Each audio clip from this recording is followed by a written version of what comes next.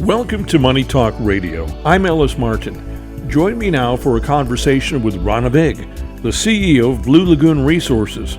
Blue Lagoon Resources trades under the symbol BLLG on the CSE and in the U.S. on the OTC as BLAGF. Exciting developments are underway at the company's Dome Mountain Gold Project in British Columbia. With final mine permits secured, full-scale underground mining operations are set to begin, targeting an annual production of approximately 15,000 ounces of gold. The company is gearing up for an operational launch as early as July of this year, with infrastructure, equipment, and key personnel being finalized. A toll milling agreement with Nikola Mining ensures efficient processing, while final preparations, including the installation of a water treatment facility, are on track for completion within the next 3 months. Rana Vig is a seasoned entrepreneur with over 35 years of business experience, launching multiple ventures in the private sector and leading publicly traded companies since 2010. He has held executive roles in mining exploration, including Musgrove Minerals and Continental Precious Minerals, and played a pivotal role in record-breaking cannabis financings as CEO of Lead Ventures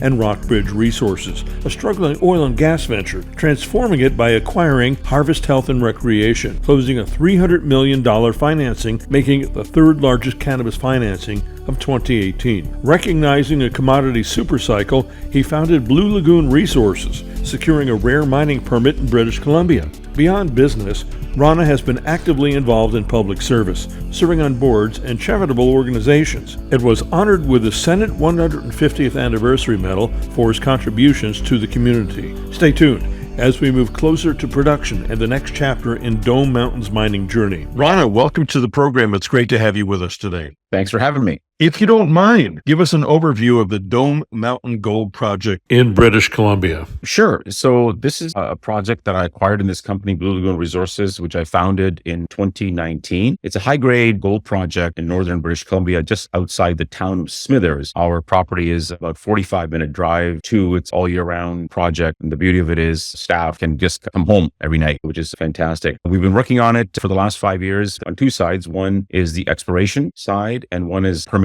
Being an entrepreneur, my goal has always been to find a project that I can eventually take to some sort of cash flow, which we're about to do here and which we can talk about a little later. But basically, high-grade gold project in northern British Columbia, fantastic jurisdiction that we can work on all year round. The problem with most mining companies, compared to generalist and compared to every other sector, is they don't generate revenue. And that's really important if you're a generalist investor looking at any kind of company anywhere. Where are we going to see some A, return on investment potentially, and B, is the company going to generate revenue, or will it be an exploration company forever? That's an excellent point, because I'm an entrepreneur. I'm not a geologist or a mining engineer, so my thought process is slightly different. And when I got into this business about a dozen years ago, that's one of the things that I really learned early on, that all these companies, and with no disrespect to any of them, but that is their model, right? They're constantly raising money and going out and hoping to find some big deposit, which after clearing of the First Nations, after clearing of the environmental, after clearing of a gazillion rules and regulations with government, hope to get into production. It's just an incredibly onerous process. My thought process from the very beginning was, what can I find that was really, truly near term? And when I came across this project about 4.5 years ago, I saw that much of the development had already been done. Before I got there, well over $24 million had already been spent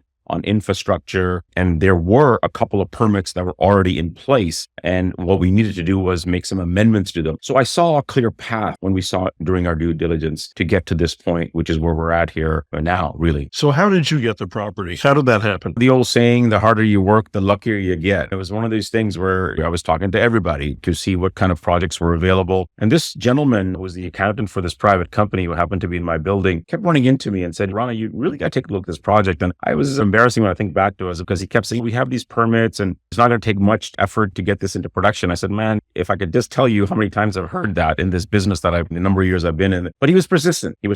And I finally did take a look at it. And I said, oh, this is actually very interesting. And had my legal look at it. And then we flew up there and did some due diligence, a site visit, and we really liked it. So it almost fell in my lap, if you like. And if I hadn't been so dismissive, I probably would have gotten it 6 months earlier. It's okay, because you have it now, and it didn't come to my attention until I saw you recently at the Prospector Development Association of Canada, PDAC. And the timing's right, because why would you tell us story until you're ready to go into production. And a lot of people didn't know about this. I don't know if the very famous geologist Quentin Henne, when he finally took a look at it, it took me many months to get his attention. And when he finally took a look at it, and one of his comments was, how come I didn't know about this thing? How come I didn't know about this project? It's been in private hands for decades, and they had no intention of going public. They just wanted to keep it in private hands, and they wanted to make a mine and be profitable and share dividends, etc. Unfortunately, they literally ran out of time. When I met them, they were in their early 80s, and unfortunately, one of the key guys passed away a couple of years ago. They had taken it as far as they could. They just needed someone else to take it to the finish line, and I guess I was the fortunate one who was able to do that. And to help you take it to the finish line is our good friend, Yannis Sitos. Yeah, I met Yannis actually early on when I got involved with this business a number of years ago. He had a company called Gold Source that he was running, and I had a company that I was running that had a bunch of money, and we were talking about potentially doing a deal together, which unfortunately we weren't able to do. But yeah, Yannis, I brought him again. My focus now is going from an exploration company to a development company to a producer. And Yannis has experience. He was formerly with BHP for 20 years. He's been in the junior mining space for about 15 years. We recently announced him as a chair of our mining committee. And on the committee, we have people of various backgrounds, and he's going to help us manage that transition process from explorer to producer. Excellent. So straight out of the bat, you're going to be able to process 55,000 tons per year. Is that correct? That's correct. Our strategy was to start small, and that's what we were permitted for. So instead of trying to force the issue and trying to get a bigger permit, our strategy was, hey, let's just get something in hand and actually be in production and be cash flowing. So that's what we're going to do. We're going to start off at about 100 tons a day. We're going to ramp that up to somewhere around 130, 140 tons a day. And that should generate us approximately 15,000 ounces of gold starting this summer. We're talking about actually Q3 of this year. 2025, you will be in production. Yes, absolutely. We're currently finishing the final preparations for our site, which is our water treatment plant. We're just finishing that as we speak. The whole team has been mobilized to do that. We expect to have that done by the end of April or second week of May. And then we'll turn that on, fine tune it and tweak it and start mining as early as July. And what is your relationship with the First Nations? I imagine it's very good. It's been very good from the beginning. My approach has always been, I think, a little bit different, they indicated, because I'm an immigrant, right? I came into this country in Canada when I was 9 years old. So my thought process is, I think, a little bit different, and my approach is different. So I think they saw that right away. I don't think it's that difficult, to be honest with you, Ellis. If I want your respect, then I got to respect you. And that's my approach. My culture,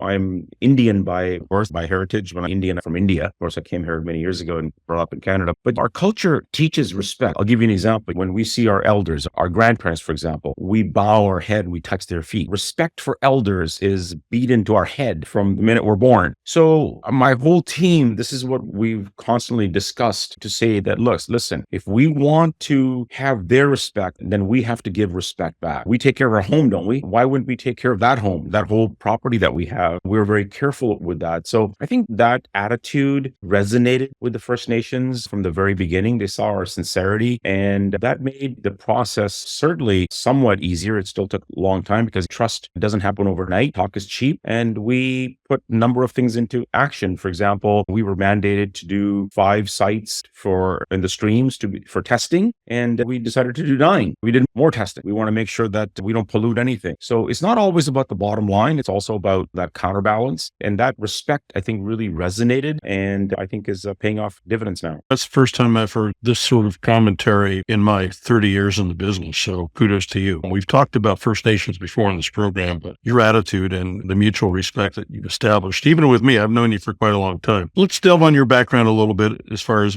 being an entrepreneur. So I know you have some success stories. You told me about that when we spoke just last week in Toronto. So let's take you from your success and then to mining specifically. I've been an entrepreneur all my life. Before I got in the capital markets, I was involved in 5 different startups in my family businesses. I'm basically a startup guy. I don't consider myself to be that smart. I try to make sure that any industry that I'm in, I get the smartest people in that industry in their fields around me. And then I execute on whatever the plan is. I find that these very smart people are generally good at whatever they're doing. I'm a generalist, so I can put things together. So I did that for, 35 years or so. in my family businesses. And then after 2008 and 9, when the whole kind of world was collapsing, if you recall, it was an extremely volatile time, and I was looking for change. My businesses at the time were hurting just like everyone else's. And I had a friend in the capital markets who I've known for many years who made all his initial money in mining. And he invited me. He said, why don't you come get out of your little private world and come into my exciting world of the capital markets? And I was looking for a change. And I said, okay, so let's do it. How hard can it be? And I put 7 figures in the market in 2011 alongside with him, all in mining issuers, all in mining companies, because that's what he was doing. And before you know it, I had 7 figures in. And by 2012, lo and behold, it was like 3 figures. It was gone. And I was like, holy smokes, what kind of friend are you? What did you get me involved in here? No fault of his. Basically, as the market pretty much collapsed in the mining sector. I'm a big boy. I ended up taking a couple of companies over. In fact, that's the first time we met. One of the companies that I took over back in, I guess that was around 2012. And I just learned the ropes, sat on a number of different public company boards, audit committees, and just started learning. They kept saying to me that every year, look, be patient. It's going to turn. It always turns the next year. So I hung in there 2013, 2014, 2015, 2016, 2017. By 2018, I said, man, it's not turning. I've got a young family and I've got to do something here. I've got to make some money, because you might recall those years were very lean, very little happening in the mining space here, in the exploration space. So by 2018, I said, okay, I've got to get back to my roots here. I'm an entrepreneur. I've done this before. I know how to make money. I know how to see opportunity. What's working right now? And what I saw working was the cannabis space. So what I did is I started looking around, and Canada was very overvalued in that space at the time. So I went to the US and I found a company out of Boston called Paleotech, which changed its name to Curaleaf. And I had the privilege of taking them public. That was a $520 million raise, the largest cannabis raise in Canadian history, at $520 million. And it was a $6 billion RTO. I took them public. So obviously we made a lot of money. My investors made a lot of money. And then just to make sure it wasn't a fluke, I did a second one called Harvest Health and Recreation out of Arizona. That was a $300 million raise. And that sold a couple of years ago to a company called TrueLeaf for $2.1 billion. So again, right, everybody made a lot of money. My investors made a lot of money, and all was well. And then in 2019, I thought, okay, it's been about 10 years. They said it's definitely like a 10-year cycle, and mining's got to come back. Everything I was reading about macroeconomics led me to believe that particularly gold was going to be the place to be at. And this was just at the beginning of COVID, right? And gold was around $1,350. So I think I made the right bet, right? Found this company, established this company, Blue Lagoon Resources, and found this asset, and here we are. Indeed, that is an amazing story, actually. And I think we've had a couple of years of, let's just say, calamity with regard to the equities. They've just gone to the bottom. Many people have lost 80% of their investment in mining if they didn't sell a couple of years ago. And yet at the same time, the price of gold has never seen the place where it's at today, about 4,100 Canadian, almost 3,000 in the US. With the equities as cheap as they are, and the price of gold as high as it is, now is the exact time you want to pay attention to companies like yours. Exactly. That's the benefit of whoever's listening now or whoever's watching these markets now. That's their benefit. I personally wrote checks at much higher levels, just even in my own company. I remember writing a check for $300,000 at $1. I, by the way, very much believe that I've got to be vested in my own company. So I've written many checks. And I just wrote another one for $130,000 here a couple of weeks ago to beef up the treasury a little bit more. That's the advantage, right? People who are looking at this now are coming in at the perfect time. As you mentioned, stock prices the valuations are incredibly low, yet the price of gold is going higher from everything that I'm reading so far. So I think timing couldn't be better. Rana, I understand that it's not exactly easy to get permitted in British Columbia. You would think it is, but it's not. Let me tell you how difficult it is. You may be surprised to learn that we are only one of 9 companies that have been permitted for mining since 2015. So that's 10 years. And if you take out 2 companies, which were for coal, we're only 7 in the last 9 years that have been permitted. So it's incredibly rare, and I'm extremely proud of our whole team that we've been very persistent and diligent, and to be able to achieve this milestone here, to be one of only 7 precious metal companies that have been granted a mining permit to go into production. Rana, what's the next step for Blue Lagoon? We are laser beam focused on getting ready to start production. Our whole team is mobilized, as I mentioned earlier, up at the mine site right now, and we are finishing our water treatment plant. And once that is done, we are getting ready to start mining in July and sending it off to the mill. We already have a toll mill agreement. That's the amazing thing about what's going on here. Not only is all the infrastructure in place, but everything, the metallurgy, testing, logistics, trucking, everything's in place. So we are getting ready to start in July. In a couple of weeks, it'll be my pleasure if you'll have me back on to talk further about what the progress we made during that time. Rana, I'd love that. It's been great getting acquainted with your company today. Thank you so much for joining me today on the program. I look forward to our next chat. Thank you. Thank you for having me. I've been speaking with Rana Vig, the CEO of Blue Lagoon Resources, trading as BLLG on the CSE and BLAGF on the OTC. Learn more by heading to the company's website, bluelagoonresources.com. For Money Talk Radio and the Ellis Martin Report, I'm Ellis Martin.